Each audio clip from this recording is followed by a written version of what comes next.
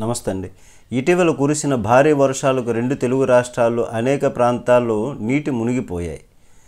వరదల ప్రభావంతో బాధితులను ఆదుకునేందుకు మానవతా దృక్పథంతో ముందుకు రావాలని వచ్చినటువంటి వాళ్ళకి హృదయపూర్వక ధన్యవాదాలు తెలిపారు AP deputy CM Pawan Kalyan గారు.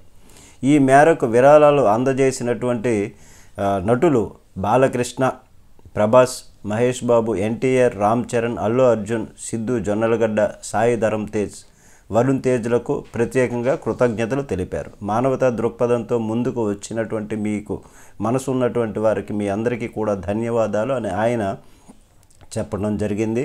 ధన్యవాదాలు తెలిపారు. అలాగే ఆయన కూడా ఈ వరద ముంపు బాధితులకు 6 కోట్ల విరాళాన్ని ప్రకటించారు.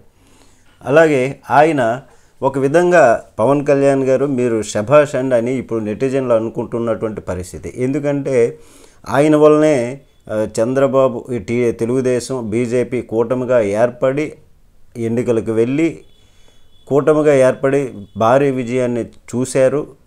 భారీ విజయాన్ని చూసినటువంటి ఈ భారీ విజయాన్ని తెచ్చినటువంటి ఘనత ఒక్క పవన్ కళ్యాణ్ గారికే దక్కుతుంది. ఈ విషయంలో పవన్ కళ్యాణ్ శభాష్ అని చెప్పవచ్చు అని ఇప్పుడు నెటిజన్లు అనుకుంటున్నటువంటి పరిస్థితి.